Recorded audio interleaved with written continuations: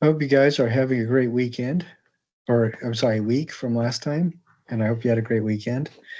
We have a holiday coming up tomorrow. And with fireworks involved, it's always a good idea to make sure you guys are extra, extra safe. So please make sure that you are safe. Now, I am trying to make sure that I'm setting everything up here. Looks like everything's being recorded. Looks like everything's good. I wanted to go over a couple of things. Since I'm probably going to be the only one here, this will be a little bit shorter than normal. We did get a few um, videos turned in this last week, which is great. Uh, if you guys are able, I know that the peer and self critiques are due Friday. If you get them done by Sunday, I'll give everybody 2 extra credit points for the peer and self critiques. And I wanted to watch one peer and one self critique that was turned in this last week, and we'll just talk about it briefly. And then I wanted to make you aware of a couple more um, artist research. Oh, hey, Emily, artist research things that. Hi. Hi, and I think we might watch one of them, and then the other one is quite a bit longer than average, and I'll have you guys watch it by yourself. How have you been doing, Emily? I've been good. Yeah. Good. Is that the project you've been working on? Is it? It sounded like you were making some pretty good headway. Oh, good. I'm sorry? Sorry, I have a little bit of a bad connection. I'm sorry. The sound from your end is kind of wonky. So Yeah, when you get it to work, if you I'm, want to, what's that? yeah, I'm gonna head home so it will be a better connection there. Okay. When you can talk, just let me know. But until then, I will keep rambling on. All right. We have two of the artist research PowerPoints have been turned in. One of them is about 7.5 minutes. The other one is over 14 minutes. And I did tell you guys that if it's over 10, you'd fail. I'm not going to do that because a person worked really hard on it. What I don't want is like a half an hour one. So it was 14 minutes is a lot longer than typically I go for. I think 7 minutes is about as long as I want anybody to do. So if you still need to do your PowerPoint presentation to get that submitted, please don't do it any longer than about 7 minutes or so. So we will watch one of them, the shorter one, but not the other one. And I wanted to talk about a couple of the other things as well, some of the last assignments. Remind everybody that Friday, August 8th is the last day to turn in anything in. And several of you have reached out saying, hey, I need some more time than what's on the schedule. That is totally fine. Just let me know what's going on. Um, we do need to get everything done. Friday, August 8th is the last day of finals week. We do need to get everything turned in at that time because grades are due shortly after. If you absolutely have to have time beyond that, get a hold of me right away and I will see what I can do. And I'm happy to do whatever I can to get it to work, as long as it fits within university policies. So if you need more time than that, I might be able to grant you a couple more days, but most of what I've been seeing is last week or so, a lot of people have been turning in late assignments and stuff and resubmitting things that they've already gotten grades on. So I really like to see that. That is excellent. A couple of people have resubmitted things that were just way above and beyond what their original submission was. They really got it after we talked, and that is always exciting to see. Since this is an online class, we don't have a lot of time. We don't have an opportunity to really talk to each other face to face. So the fact that you guys have gone out of your way to do that is excellent. It's wonderful. And I really, really appreciate that. So thank you so much. Now, a couple things that I needed to talk about going forward is we do have some things coming up that are due pretty soon here. I think the conceptual stuff is all due this week, or it was, and we've got the final stuff, the final thing next week coming up. I want to, before we separate tonight, I want to go over what that final project entails and just make sure that everybody understands what all we need to be done. I am particularly happy. There's been a couple people that have just gone forward a little bit sooner than expected with their assignments, and so we have some good examples to go over. And that is just wonderful to see. So thank you very much for those people. Now, let's see. We have a peer critique and a self-critique. I want to do the self-critique first, and we're just going to go through and watch that. I think I'm going to, for the attendance thing for this week, I'm going to have links to all these videos that we watched so you can watch them by yourself if you want to later, but also to dissect them and see what you need to do. And like I said, one of these videos, I'm going to show it to you, but we're not going to watch the whole thing because it is 14 minutes long. I would like you to watch it though. People have spent a lot of time doing these, and I am really impressed with the level and quality of work that you guys are putting out. So thank you very much. Okay, so this is a self-critique.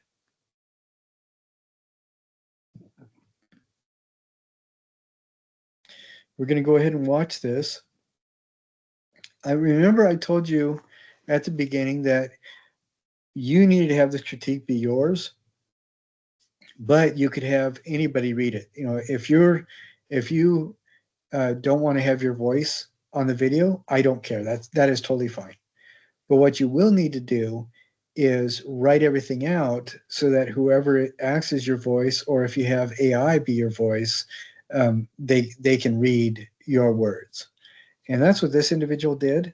So I think this is a great example of that and how it's supposed to work.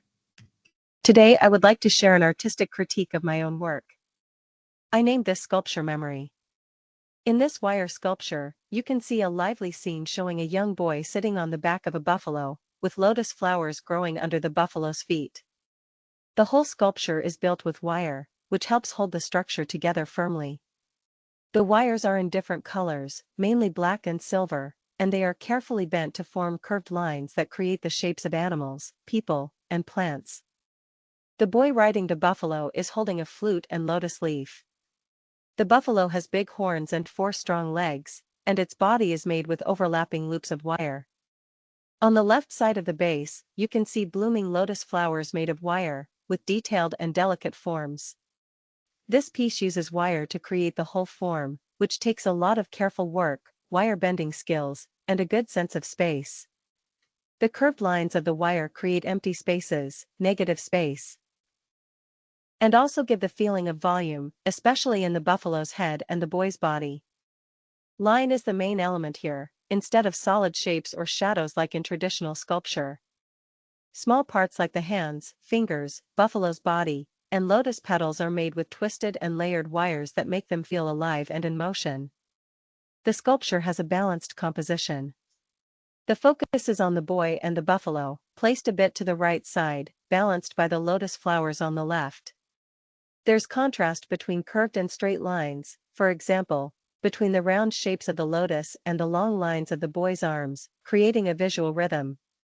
The repeated circles, lotus leaves, buffalo eyes, and body loops give the piece a continuous feeling. I feel very emotional when I remember these images. They come from my childhood in the countryside, where people and nature lived peacefully together. I chose this image because it's a very familiar part of East Asian culture, especially in Vietnam, the image of a boy riding a buffalo and playing a flute. It's often painted on doux paper using natural colors, like red from young stones, yellow from Sephora japonica flowers, black from bamboo leaf charcoal, green from tram leaves, and white from ground scallop shells mixed with sticky rice. This image is a symbol of peace and harmony between humans and nature. Next to the buffalo is the lotus flower, also a symbol of purity and the national flower of Vietnam. The combination of the buffalo, which is connected to farming, and the lotus, which has spiritual meaning, may represent a balance between material life and spiritual life. I think this sculpture is a good example of wire art. It shows the effort and care I put into making it, and how I tried to organize space and express ideas in a simple, abstract way. Even without colors or facial expressions, I feel like the piece can still tell a story. What I like most is how the wire loops are not only for structure but also bring a soft, expressive feeling. Everyone knows wire is an industrial material, but I tried my best to combine it with a traditional subject to make the wire more meaningful. You can see the careful use of wire thickness and how the different metal colors help create depth and layers in space. The subtlety of the distribution of wire thickness and thinness, the use of different metal colors to suggest depth and spatial layers, can be seen. The work demonstrates the skillful use of metal wire, but more importantly, it brings a peaceful, meditative, and somewhat nostalgic feeling. It deserves to be displayed in a quiet space where viewers can stop and contemplate.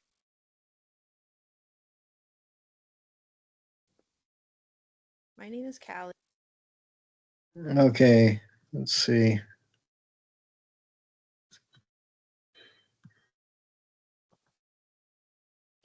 I'm stopping sharing about that.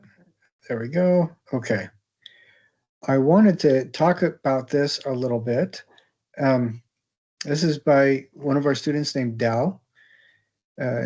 And some of the things that I really appreciate about this is the very careful um, way that she described everything, being very thorough.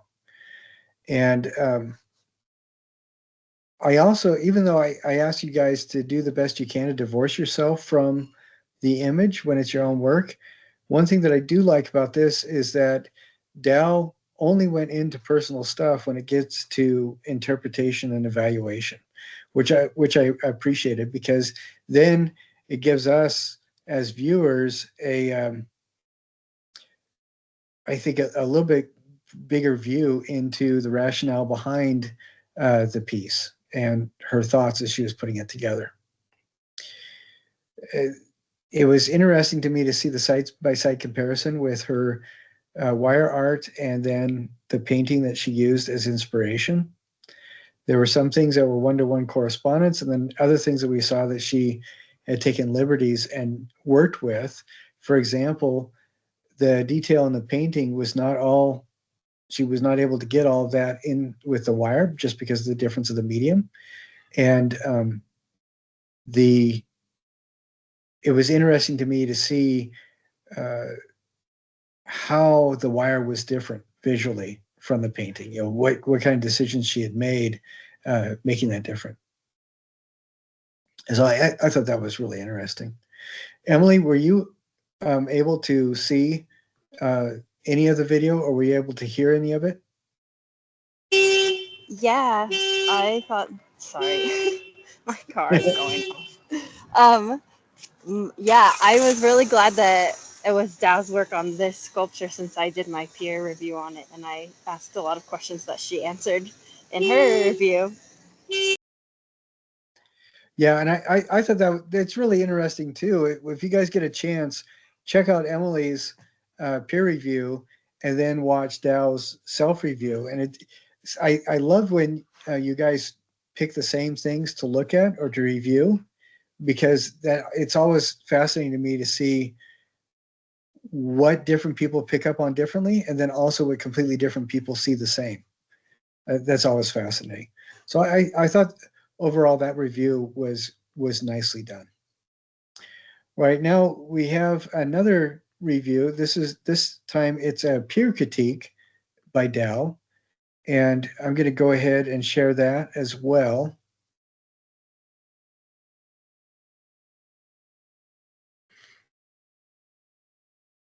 All right. here we go. This is about a little bit over 3 minutes as well. I really appreciate it when I have had people do these reviews that are only a minute long, and I don't see how you can cover all the things you need to when you do that. And what I'm noticing about this class is you guys are really conscientious on time, and you pay attention to it. You know, you spend enough time to get done what needs to get done, and I really appreciate that. So here is Dow's peer critique.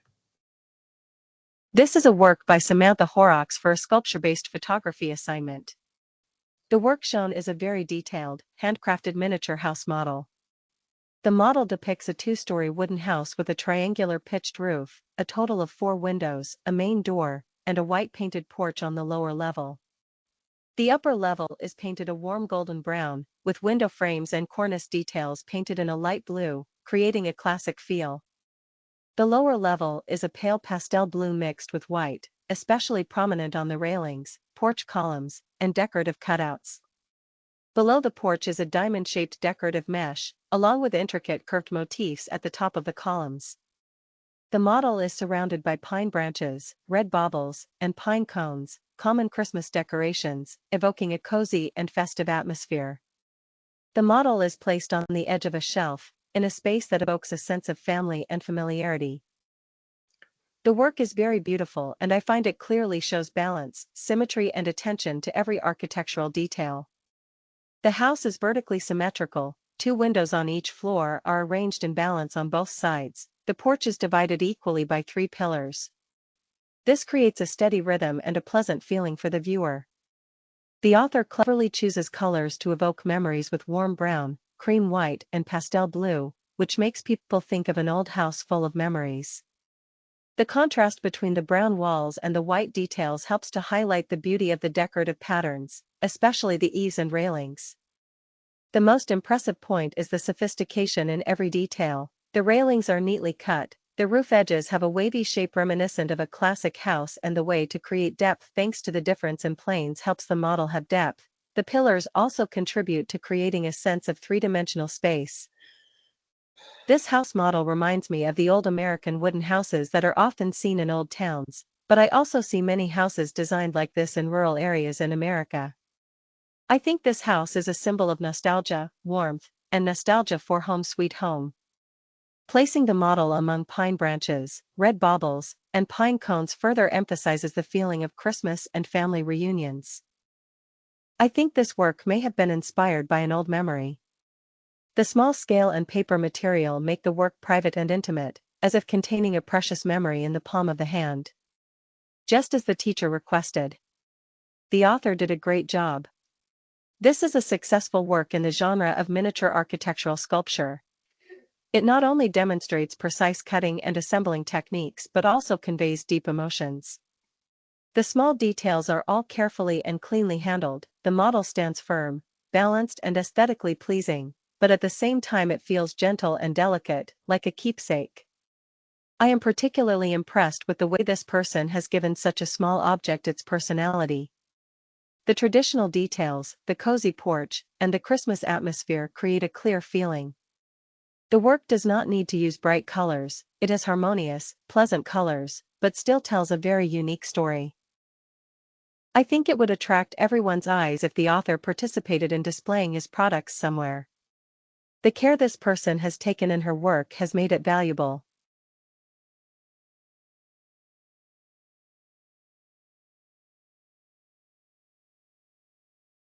All right. I think that's it. I think that's another well done. Um, let's see, we do that. That's another well done critique. Um, Dow was very thorough in the description, and I really liked when she was talking about interpreting. She was referencing the precise details that she had used in her description as justifications for the interpretation. You know, like the specific details of the house, what kind of style of architecture the artist chosen, as well as the elements around it, referencing family get-togethers and Christmas. So I thought that was well done. Emily, are you at a spot where you could talk and weigh in? Uh-huh. I think that she was extremely thorough with all the steps of the artistic critique in her review, and uh like went into a lot of depth, yeah, with the interpretation, and at the end I really liked hearing. Yeah, I think she did a good job with that. So, and again, both of these were only 3.5 minutes. We still have several more people that need to turn these in. And since this is a holiday tomorrow, you guys get this turned in by Sunday, and I will give you a couple points extra credit. So keep that in mind, get it turned in right away, and we'll go over some more of them next week. Now, I'm going to show you um, the one that we're not going to watch right now. This, and I'm going to include links, like I said, this to for our, excuse me, I will include links to everything in our attendance assignment. So I do want you guys to watch this, but this is over 14 minutes long, and we're not going to be able to have the time to go through it in class. So this is a little bit longer than what I'd like to have people do. But Ana Mendieta is one of my very favorite artists. She is astounding. And she does a lot of work that can, where she finds her own very personal connection with the earth. And so definitely take the time. This person was very, very, very, very thorough. And it is really worthwhile looking at that. If you have not done your artist research PowerPoint yet, please make sure you keep it under 10 minutes. 5 to 7 minutes is the point that we are, or the spot that we are looking for. Now, the one that we are going to look at and watch is this Callie D did one, artist research PowerPoint on a videographer a video artist named Bill Viola. And this is an individual that I find their work, when they first started doing stuff, people had no idea what to think. But this artist thinks very, very deeply about their work. And so I'm interested to see what Callie has to say. My name is Callie, and my presentation is about one of the most innovative conceptual visual and sound artists of our day, Bill Viola. Bill Viola is one of the most unique contemporary artists of our day. His work is unique in the way that he uses video, image, and sound to portray his themes. For over 40 years prior to his passing in 2024, he created works using innovative technologies such as music performances, videotapes, flat panel video pieces, and architectural video installations. He earned his Bachelor of Fine Arts degree at Syracuse University in 1973, and since lived a life of travel and creativity that is unlike many artists of this age. His state-of-the-art pieces are shown worldwide in museums, cinemas, art collections, and galleries. He has traveled across the globe and worked with famous musicians such as the band 9 Inch Nails. He performed for 7 years of his career with composer David Tudor in his ensemble, noting his passion for music and incorporating it into his art style. Some of Bill Viola's most famous works of art are showcased and the history behind them is explained. For example, his 1992 trio of video panels titled Nantes Triptych depicts a woman giving birth in the first panel, Viola's elderly mother when she was close to death in the second panel, and a clothed man floating in the dark waters in the third panel. This piece explores themes of mortality, transcendence, and rebirth.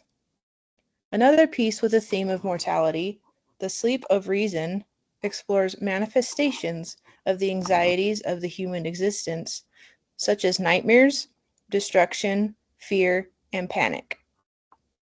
It is a momentary glimpse of another parallel world with the dark underside of a familiar, well-lit environment. Viola also explores themes using the elements, such as water, Tristan's Ascension, the sound of a mountain under a waterfall in 2005, and fire, Firewoman 2005.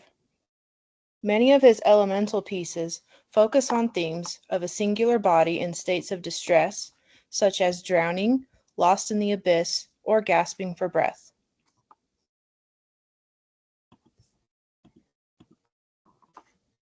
Bill Viola has multiple compelling, complex, and gorgeous works of art. One of my favorites that captures a simple yet complex theme of the forces of nature is The Crossing from 1996. In this work, two individuals are depicted side by side, engulfed in different elements, one in fire and one in water. One figure is engulfed in flames from feet to head, while the other figure is drowned in water from head to feet. The piece is slightly unsettling, yet very intriguing. The juxtaposition of the opposing elements coming from opposing directions is interesting to watch in unison. Bill Viola's thought-provoking work invites much room for interpretation, and The Crossing is no exception. Some view the piece as a metaphor for the human experience, while others may see it as religious or spiritual symbolism. One thing is for sure, his innovative ideas and use of modern technology to depict his themes are unlike any other artist we have seen. Though his work is not inherently religious, he invites the viewer to ponder life's existence with their own interpretations of each of his pieces. Another really interesting work done by Bill Viola is titled The Raft. This piece depicts a life-size scale group of people who are huddled in a group together. In this video piece, the group of people are stuck out of nowhere with a force of water that rushes in, sweeps them off their feet, then just as fast the water disappears. The group is left soaking wet and looking distressed on the wet ground. They huddle together to seek refuge and reliance on each other for their shared suffering. This work represents reliance on one another through shared human experience, through disaster, calamity, and difficult challenges. It showcases the natural human response to crisis. Viola also wanted to depict that each person survived in the raft to emphasize the importance of reliance on one another. He drew inspiration and references from a painting from a Romantic-era artist, Theodore Géricault, called The Raft of Medusa, which portrays a group of people surviving a shipwreck on a raft.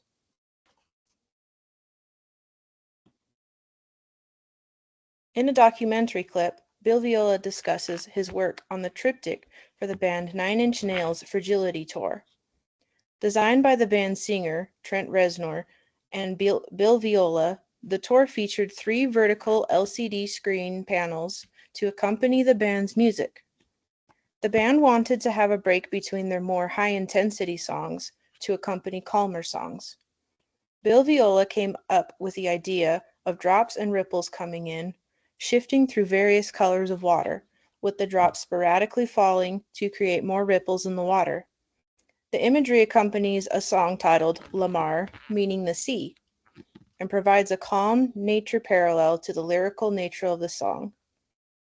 Bill Viola collected inspiration from his work by listening to the band's music and accompanying what he heard to the visual work. At one point in the visual display, a siren, or mermaid, floats up from the depths of the sea, representing femininity and the connection between the beauty and violence.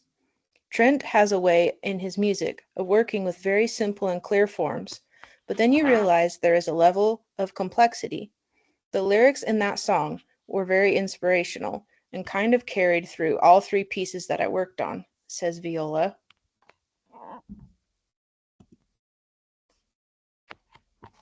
In conclusion, Bill Viola is one of the most inspirational visual sound artists of our day.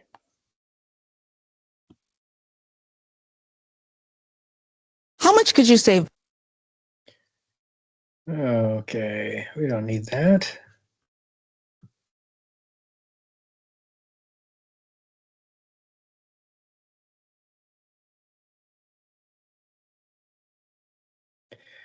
All right, that one I thought was really well done and very thorough. Callie did a really good job at going through.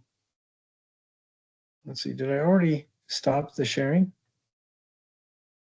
Yes, okay, good. I think Kelly did a really great job of going through and discussing Bill Viola. It was obvious that they did a lot of work in researching, and so very nicely done. And it's exciting to me to see when you guys get really attracted to one of these artists and go deep into researching them. That's always a lot of fun.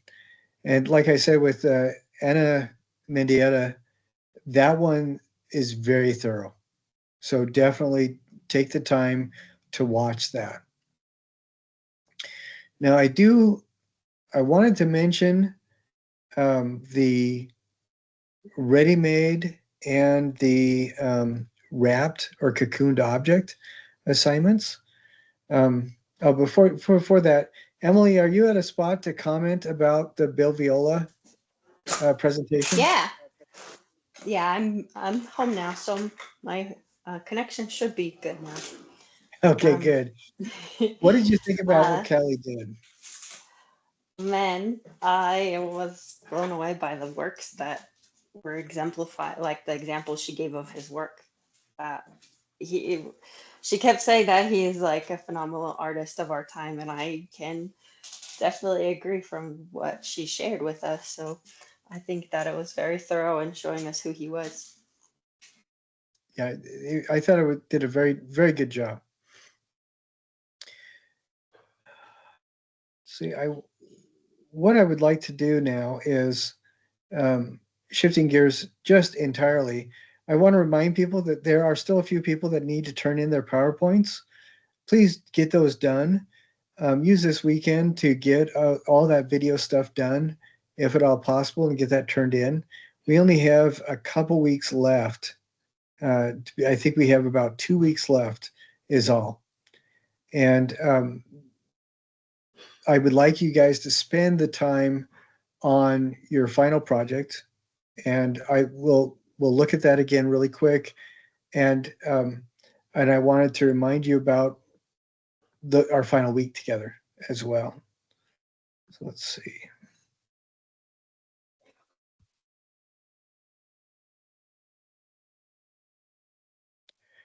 Okay, I am looking up something here really quick, and then I will go back to our regularly scheduled class. All right.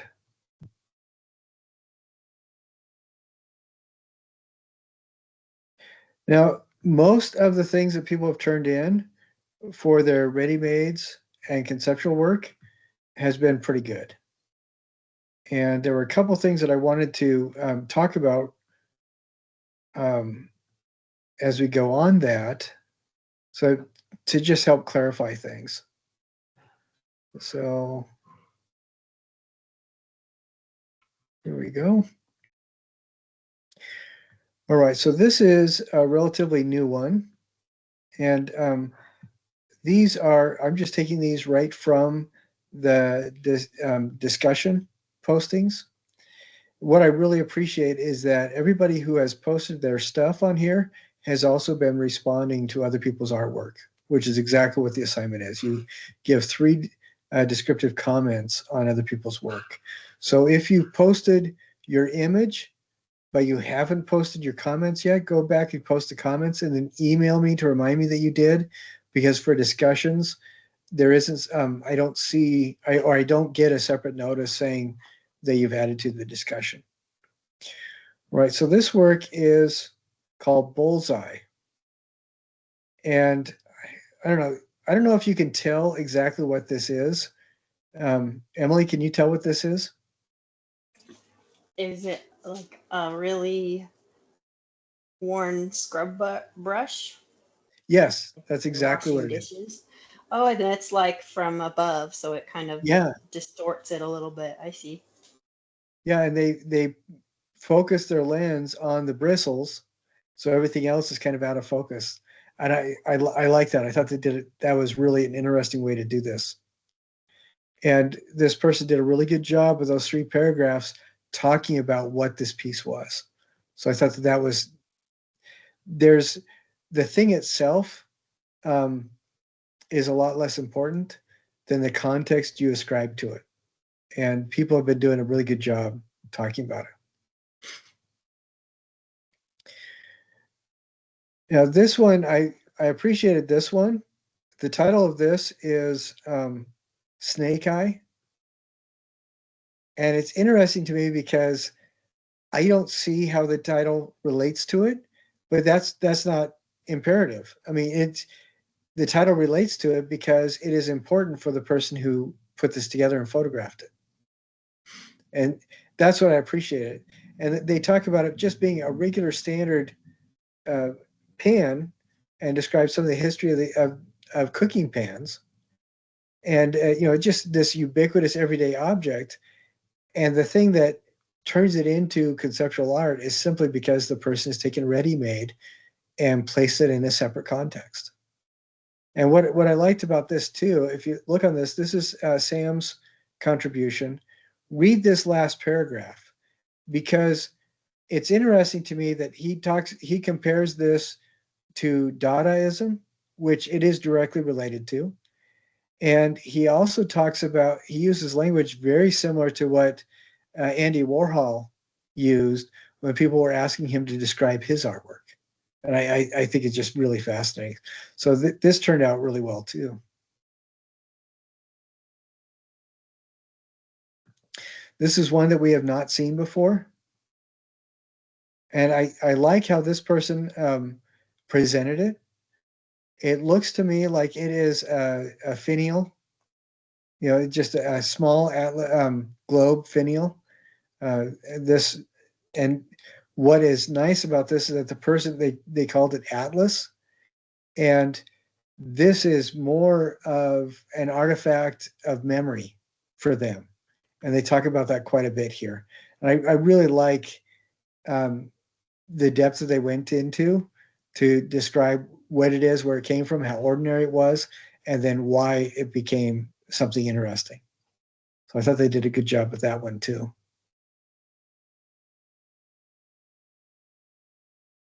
And this is one that we looked at last week.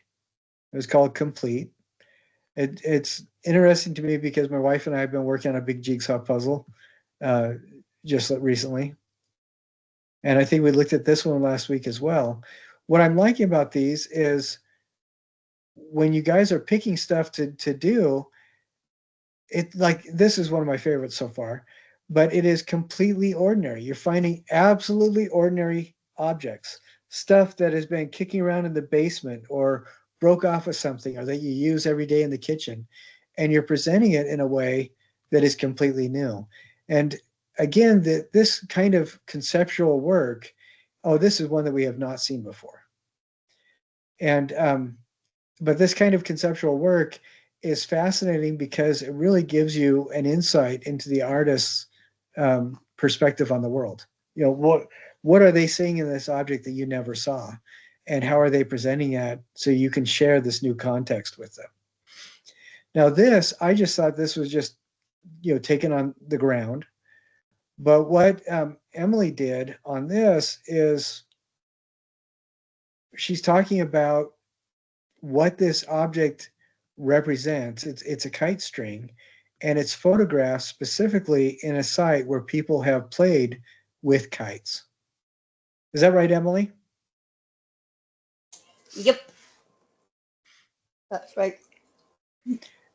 And I thought that presentation, that explanation, I thought was nicely done.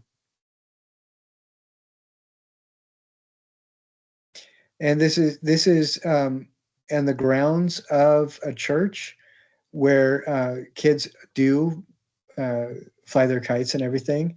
And I thought that was interesting, an interesting choice of placement as well, because one of my friends, he's an imam. Uh, he was at Khadija Mosque in South Salt Lake.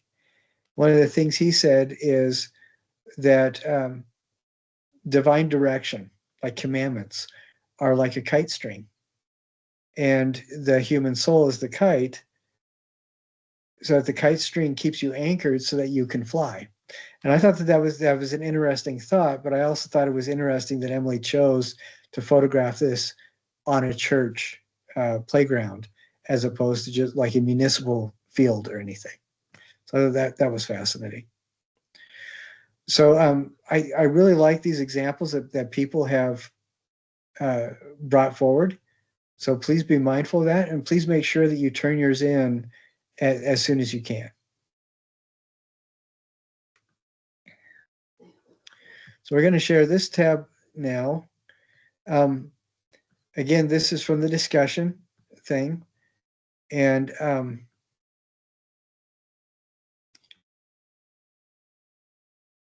this is the wrapped cocoon object. And this one I thought was interesting because it covered it pretty thoroughly. But one of the requirements we have for the wrapped cocoon object is for it to, the silhouette to be fundamentally different. And well, everybody pretty much has been able to do that. I don't see that with this. I think that this, I really like the, everything that's going on with this, but I think that this might be more successful with if they're playing on the idea that these are weights for exercise, maybe adding enough foil to round these out or something, like you see in those old 19th century, early 20th century depictions of the strongman in the circus. But it might be, I think it'd be interesting to re-examine this and plump it out a bit or do something else to it so it doesn't read, the silhouette doesn't read so easily. But I really like what this individual wrote about the object and what they had to say.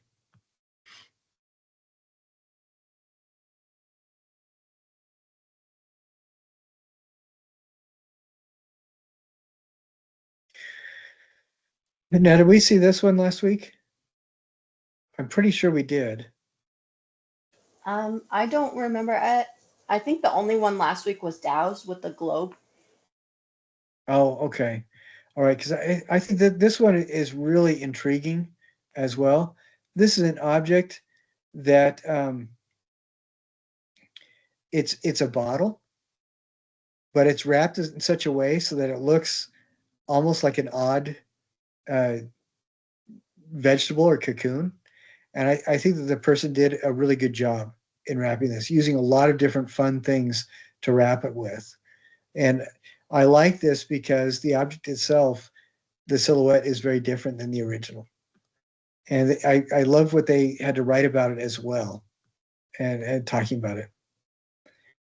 And rather than presenting you with an object that is stereotypically associated with travel, they've created this very abstract looking thing that connotes the emotions that are associated with the travel experience that they had, as opposed to letting you know, yeah, we bought this at the airport or whatever. So I really liked how this one turned out. I think that was well done.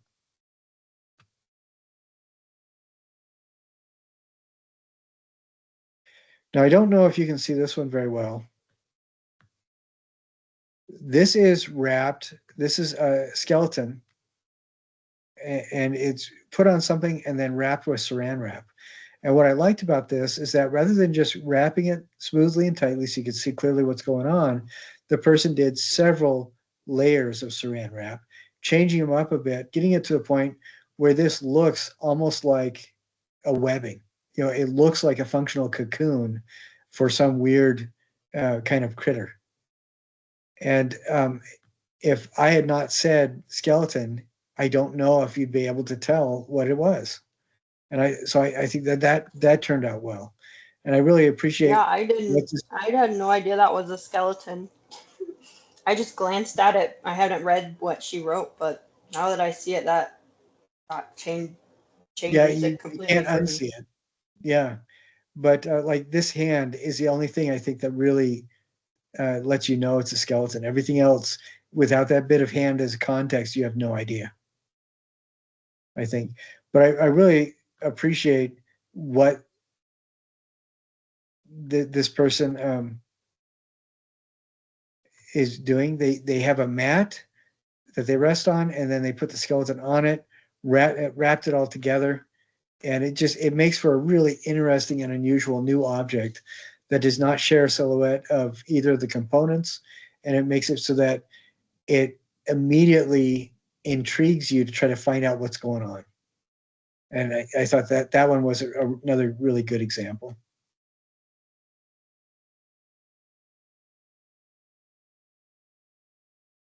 Then this is Dow's from last week. Yeah, we did talk about that one. I like the color that she went with and she used. And this one was intriguing to me.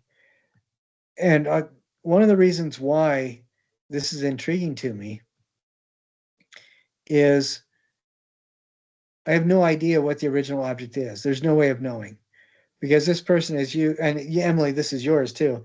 This person has used all sorts of junk and garbage and leftover stuff. There's several different tape measures. There's a bunch of other stuff that looks vaguely um, uh, health related, health services related. There's plastic bags, and it's the photo is taken in a draped environment, with the homemade infinity screen we talked about.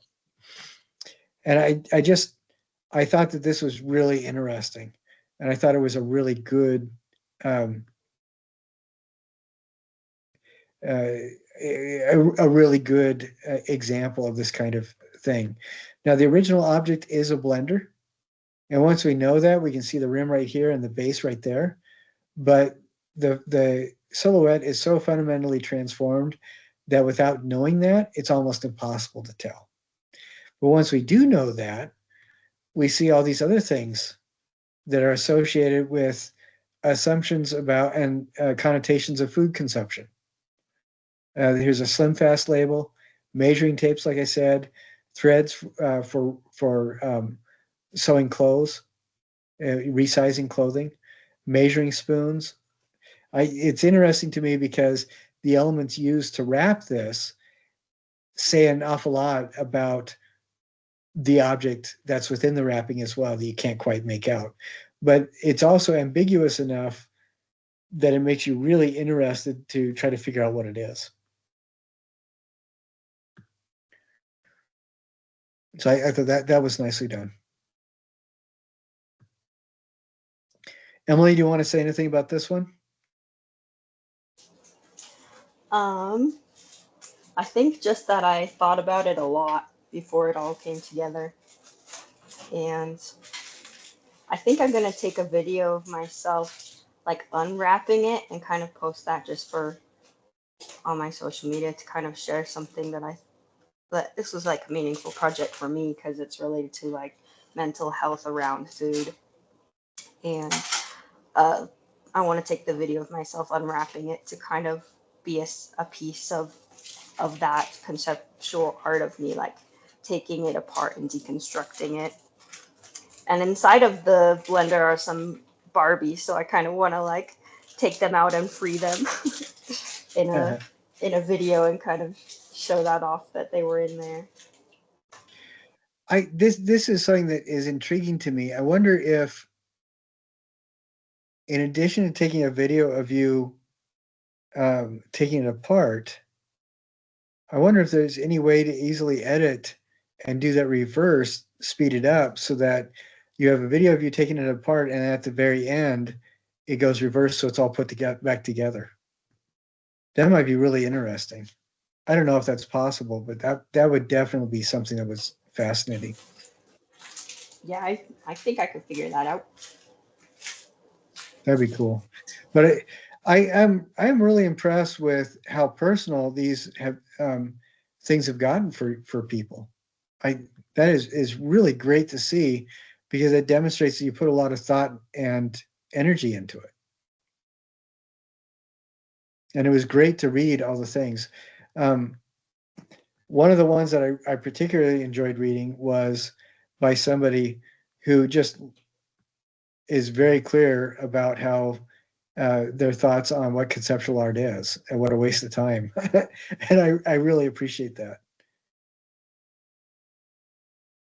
All right, now I want to, this is something that we need to revisit really quick, because this is coming up and it is due. I wanted to mention that I've noticed that several people have gone through and fixed the issues on their annotated bibliography and resubmitted those, and I've graded everything, so everything is up to snuff. I also have noticed that several people have reworked their paper mache, sanded down where I told them it needed to be sanded and everything, and resubmitted that. So I changed the grades. I upped the grades on those. And now, after doing all that and getting it ready, this is the last stage for that object. Now, I did kind of mention in passing, if you wanted to use any of your previous objects as elements in this one, that's fine. But this is the final sculpture that you're making for the semester, where you are using what you learned in those color and texture tile cubes and attacking your paper mache foam sculpture. So you should have everybody who has turned in the carving, I've graded that, and everybody who has covered that with paper mache and turned that in, I've graded that, so you can proceed with this. I want you to pick color schemes that you want to work with, and I want you to come up with lots and lots of creative ideas for texture.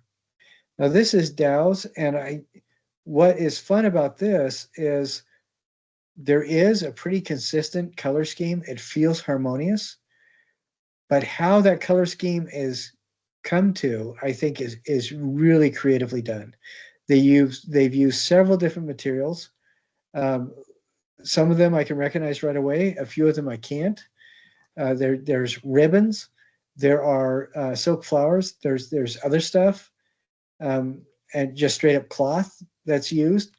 But what I like about this is they have turned that relatively simple biomorphic abstraction carving into something that is really interesting. There's lots of layers going on. There's lots and lots of texture and color.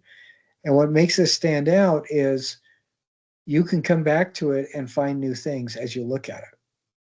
You know, so every time you revisit it, you can find different things to focus on and to appreciate.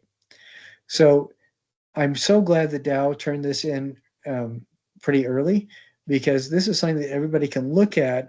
And I want you to use this to kind of prime your own pump as you start working. As you work on your biomorphic abstraction with the colors and textures added to it. And this assignment is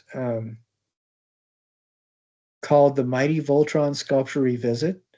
And that's where you are just pulling out all the stops.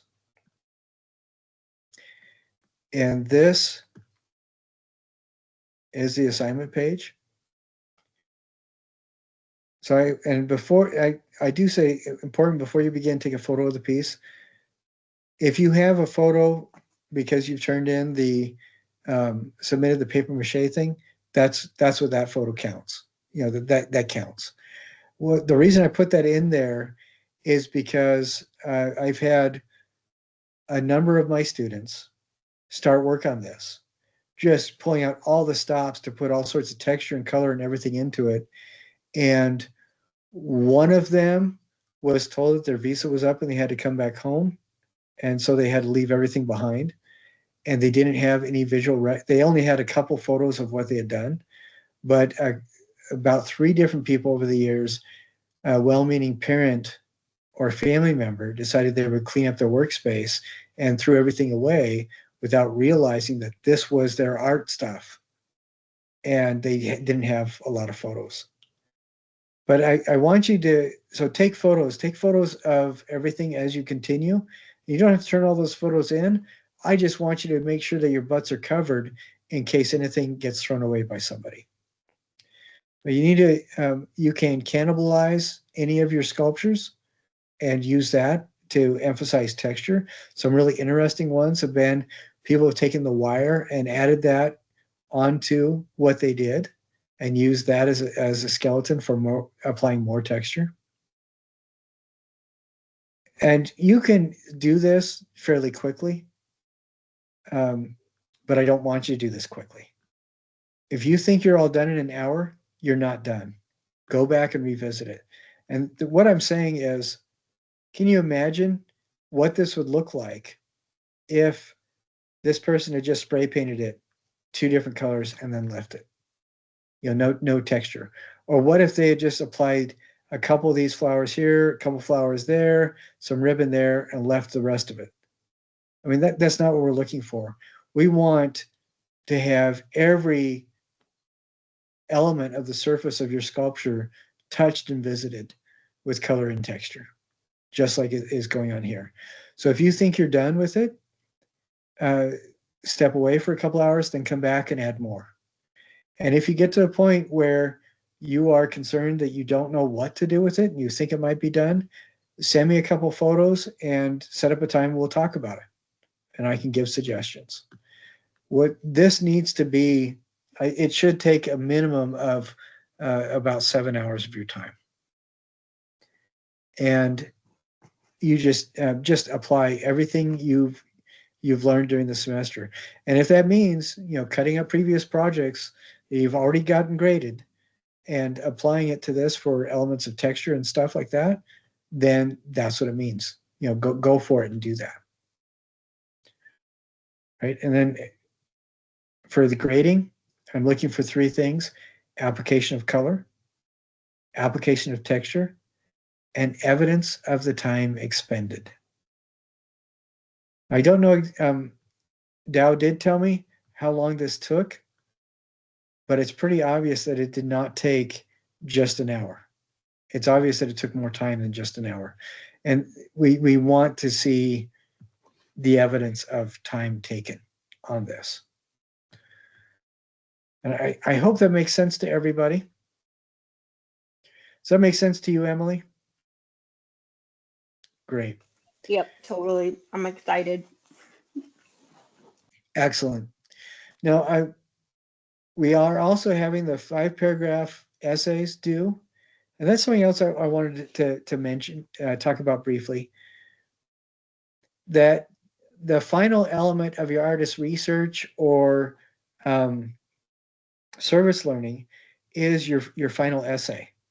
And it's 5 paragraphs where you talk about what you learned about the artist and how your opinion of them has changed or expanded. It's a kind of a revisit of the service learning project that you did. So that is coming up really soon, and everybody needs to get that done.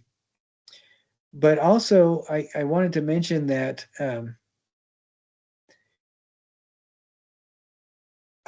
that date of Friday, August 8th means that's when everything has to be done. If you need more time, contact me right away. But I have noticed that people have been going back through. A couple people have said, "Oh no, I totally forgot about this," and turned stuff in. That is great. Do that. If you've forgotten about something, you need to turn it in right away. I mean, that is, I love seeing that. I want more of that. And a number of people have gone back through, realized they didn't get all the points they wanted, looked at my comments and resubmitted stuff. And that's awesome because all of those people have gotten more points. So just be mindful of that. One thing I would be cautious about is I have noticed a few people did not get very many points on assignments they turned in because they followed the directions to the wrong assignment to submit, or they submitted the incorrect assignment. All it takes then, just go back through, double check that you have the right assignment for the right set of directions and then resubmit. And if you need any clarification, just ask me. All right. Well, that's pretty much all I need. Oh, no, there's one more thing we need to cover. So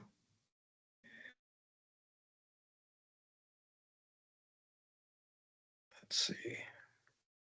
So we are going to get to this page really fast here.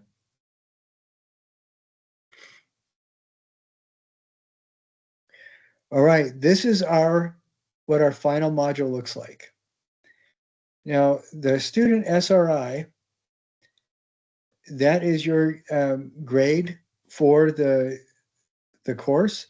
It's your grade on how well the course is done, what your experience was. For everybody who does that and submits it, you get a 2% increase in your final grade. So if your final grade is a 91.2%, 2% increase will bring that to a 93.2%, which will bring you from an A- into A territory. So it has a potential of raising your grade significantly. So be mindful of that. And I think you get to it by going to your main student portal, and the links to the student SRIs should be at the top right, I believe. And you also do a search on your email for SRI, because you will be getting, you should have already gotten an SRI invitation email for each of the courses that you're taking. But again, you take that, you turn it in, and you get a 2% increase in your final grade. No points for this assignment, but you do get a 2% increase. So that is very important to cover. And then I also want to talk about the final assignment. This is not open yet. I will open it up Sunday night, about a little bit after midnight on the last week of classes. So you will have 5 days to do this for your final. And you have 4 questions. Each of the questions require an answer of at least 50 words. And we will go back over this next week, and we will talk about it next week. So you can get it if you but this talks about what the final is. And I want to emphasize that the final is imperative. The department mandate is that if you bail on the final, you can lose a full letter grade. And I have had several students who were falling way behind, but they knew that they could probably finish if they and they were going to get a terrible grade if they didn't do the final. They did the final at the beginning of finals week and were able to get everything turned in by the end of finals week, so that they were able to squeak by. So that is completely possible. But if you don't do the final, you're going to lose a full letter grade. Please don't do that. Please remember to get the final done. I also want to point this out. In your attendance module, we have the attendance dates for every day of the semester. And we will be doing an attendance for the week of August 4th. That is finals week. We're not going to have attendance for, April 21. That's behind us, so ignore that. You guys won't even see this.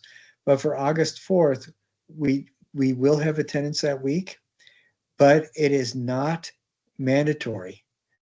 I will only, if you attended and turn that attendance in by August 8th, you'll get extra points, but you will not get any points taken off of your grade if you don't turn it in. All right? So that's something else that can help if you show up. And it will be the same night, Wednesday night at 7:30. And if you also watch the video by Friday midnight of finals week, you can get extra, it would essentially be extra credit, where you only get points if you do it and submit it, but you don't lose any points if you don't. And then I want to show, and that's August 4th. That's not this week. That's not next week. That's August 4th.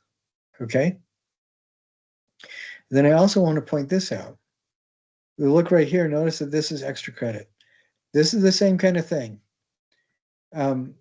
You only get points if you turn it in. You do not miss any points if you don't. I want to open that assignment and show you what it is. It is completely optional.